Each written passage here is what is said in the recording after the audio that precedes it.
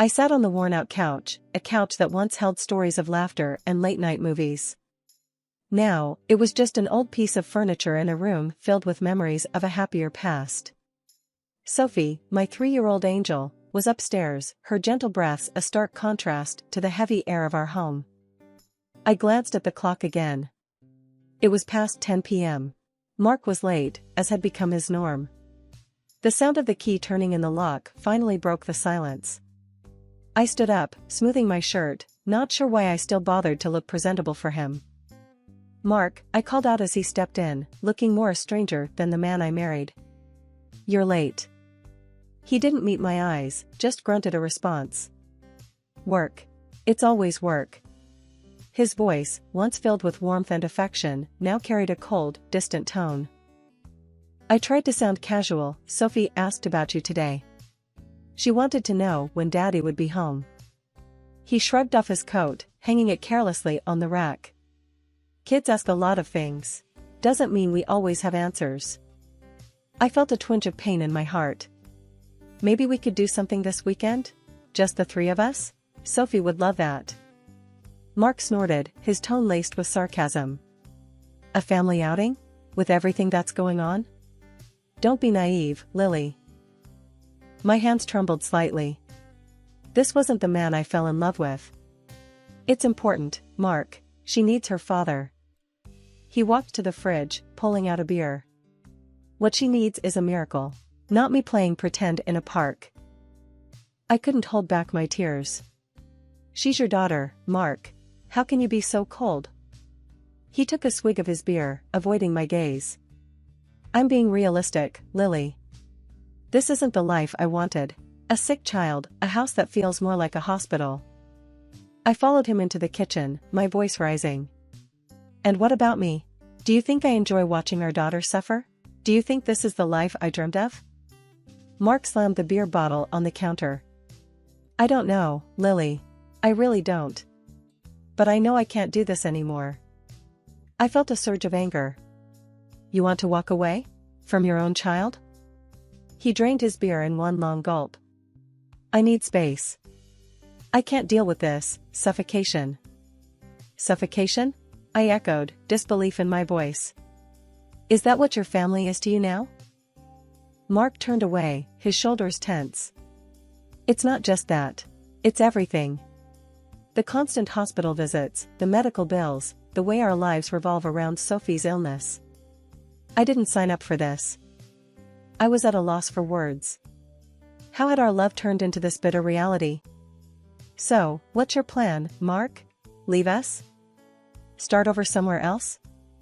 He didn't answer, just walked past me, his footsteps heavy against the wooden floor. I stood there, a mix of emotions churning inside me. Anger, sadness, and a profound sense of betrayal. Later, as I lay in bed, the space next to me cold and empty, I listened to the distant sound of Mark's TV from the other room. The divide between us had grown too vast to bridge. The man I married, the father of my child, was now a stranger living under the same roof. The hospital room was stark and clinical, a sharp contrast to the warm, lived-in feel of our home. Sophie lay in the small hospital bed, her tiny chest rising and falling steadily. I sat beside her, holding her small hand, trying to draw strength from her innocent slumber. Nurse Janet walked in, her face a mask of professional kindness. "How's our brave girl doing today, Lily?" I managed a weary smile. "She's a fighter. Always has been." Janet checked Sophie's vitals, her movements efficient and gentle. "She's in good hands here. The surgery team is one of the best." I nodded, my throat tight with unspoken fears. "I know. I just wish Mark could be here more. She keeps asking for him." Janet gave me a sympathetic look. "Fathers often find it hard to cope with these situations. But you're doing an amazing job." I sighed, feeling the weight of loneliness. "It's hard doing it alone, you know? He's just not the same anymore." As if on cue, Mark walked in, his arrival less comforting than I had hoped.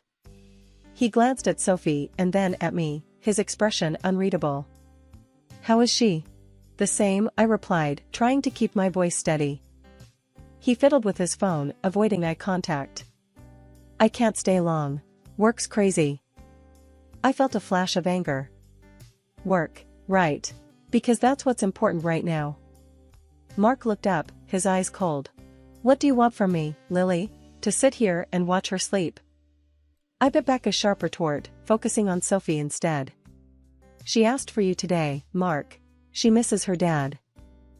He shrugged, his detachment like a physical barrier. I'm here, aren't I? Before I could respond, Sophie stirred, her little voice weak but clear. Daddy? Mark's face softened momentarily as he moved closer to her. Hey, princess. Daddy's here. Sophie smiled faintly, reaching out for him. Stay with me, Daddy? I watched, a mix of hope and sorrow in my heart. Mark hesitated, then sat on the edge of the bed. I can't stay long, Sophie. Daddy has to work. Her smile faded, a look of understanding far beyond her years in her eyes. It's okay, Daddy. I love you. Mark forced a smile, patting her hand. I love you too, kiddo. As he stood to leave, I felt a surge of resentment. She needs you, Mark. We need you.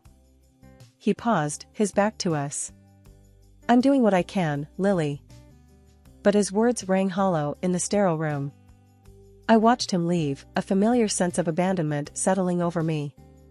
Sophie's hand gripped mine, her small presence a reminder of the fight ahead of us. The room fell silent again, save for the beeping of the monitors. I leaned closer to Sophie, whispering promises of better days. Promises I wasn't sure I could keep.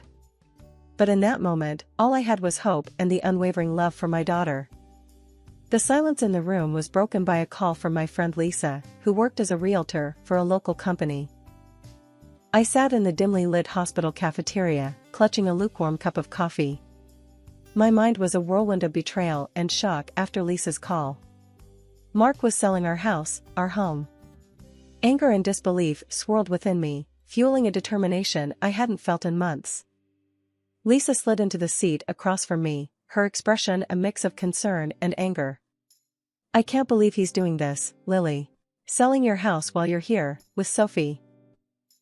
I took a deep breath, trying to steady my shaking hands. I need you to delay the sale, Lisa. Buy me some time. Lisa nodded, her eyes hard. I'll do what I can, but we don't have much time. He's pushing for a quick sale. I leaned forward, my voice low and firm. I won't let him get away with this. He thinks he can just steal my house and run off with whoever she is? Lisa reached out, her hand gripping mine. Do you have a plan? A plan. The word echoed in my mind. I had been reactive for too long, letting life and Mark's indifference dictate my days. But not anymore. I'm going to fight back. I'll start by talking to a lawyer. There has to be a way to stop this. Lisa's expression shifted to one of support. Good. You fight this, Lily. And I'm here, every step of the way.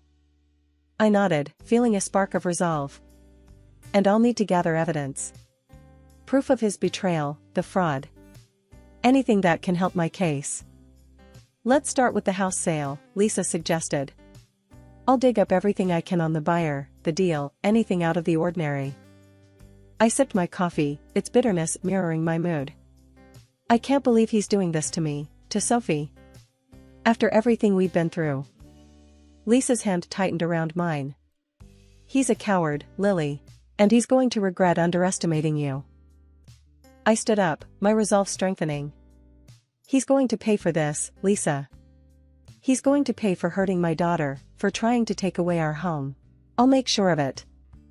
Lisa stood with me, her eyes fierce. Let's do this, Lily. Let's show him he picked the wrong woman to mess with. Hidden from view, I stood just outside the realtor's office, my heart racing. Through the slightly ajar door, I could hear the voices inside. Mark was there, his tone smooth and confident as he spoke to the potential buyers. And she was there too, his mistress, her laughter tinkling like a bell, completely oblivious to the storm she was a part of. I watched as Mark handed over a stack of papers to the buyers. His charm was on full display, the same charm that had once swept me off my feet. This is a fantastic opportunity, he was saying. A beautiful house, great location, you're getting a steal. The buyers, a middle-aged couple, nodded, their expressions a mix of eagerness and caution. The wife leafed through the documents, her husband leaning over to look. It all seems in order, she murmured.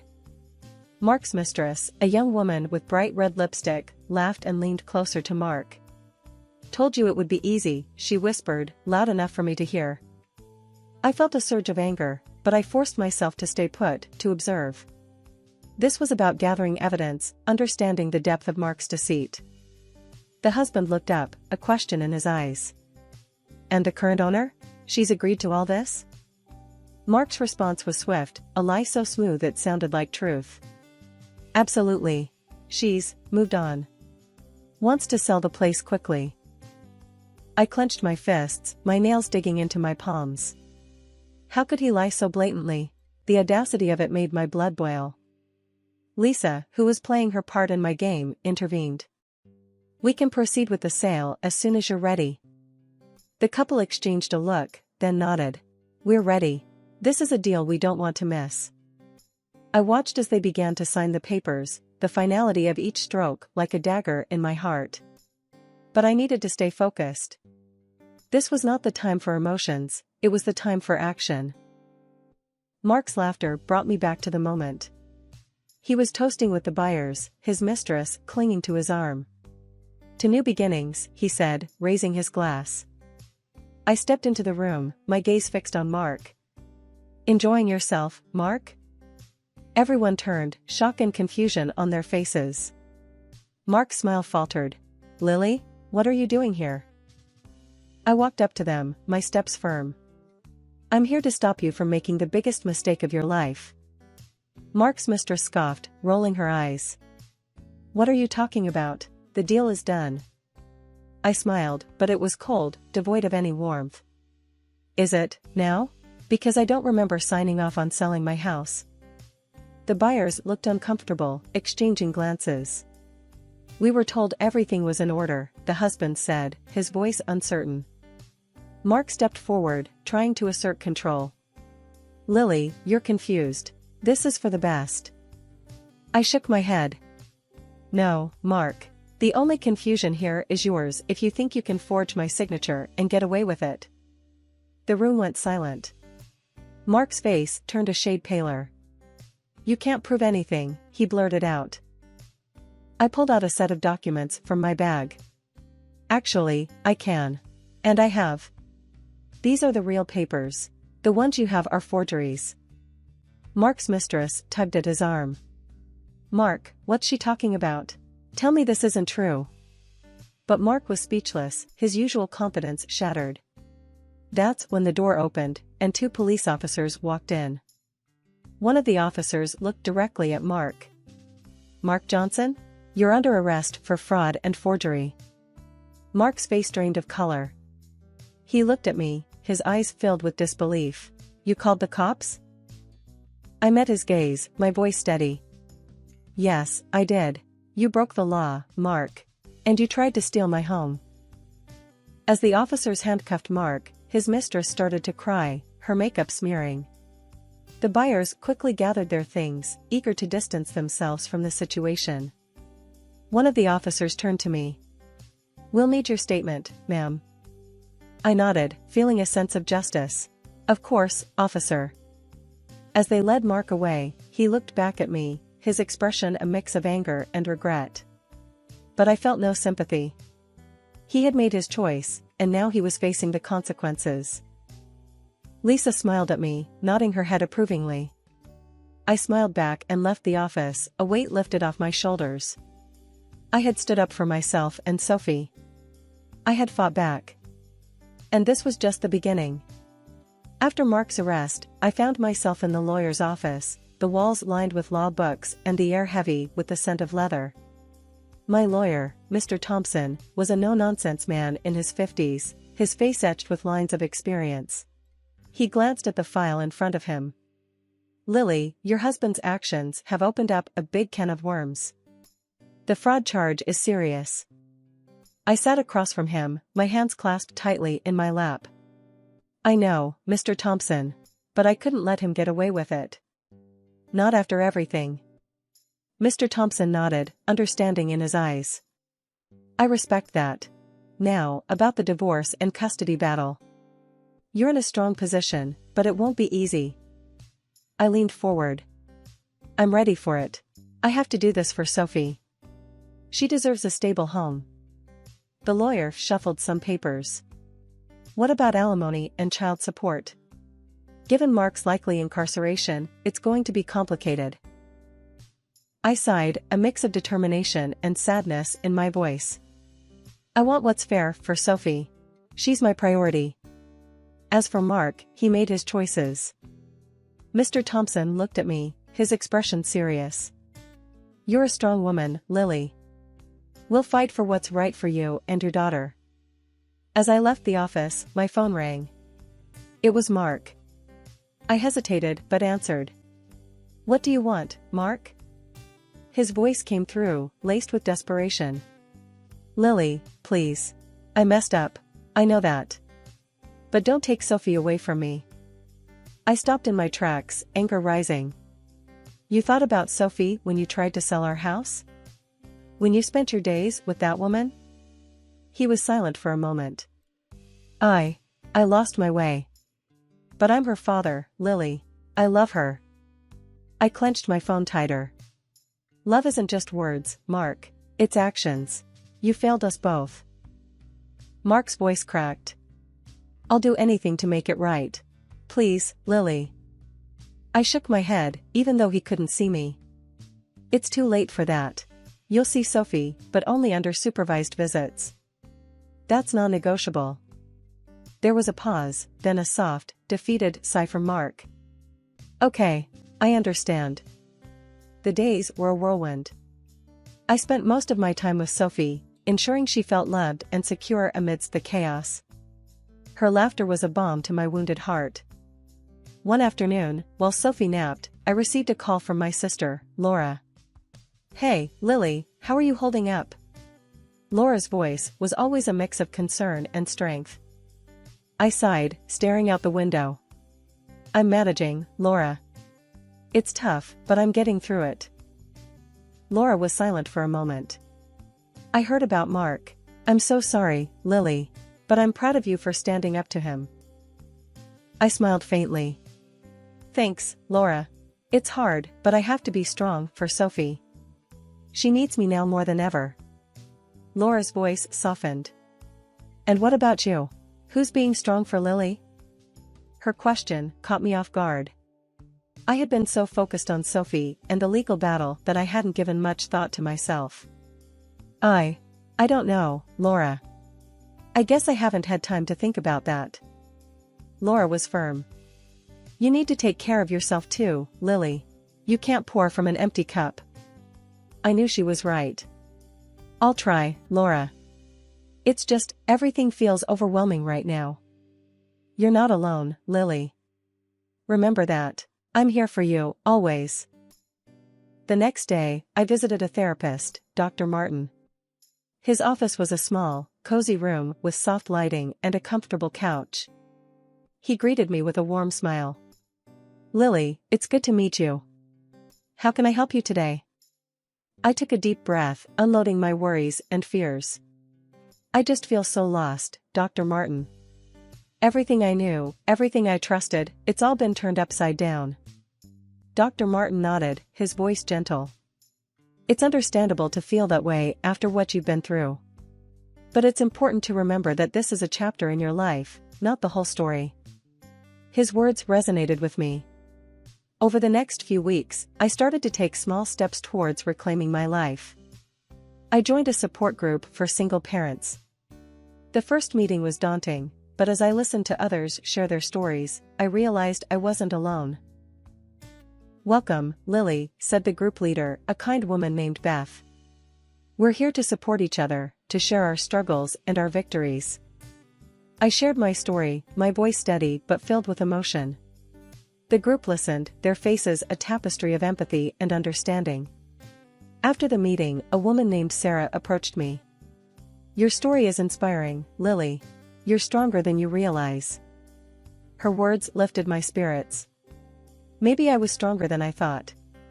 Maybe, just maybe, I could turn this painful chapter into a story of resilience and hope.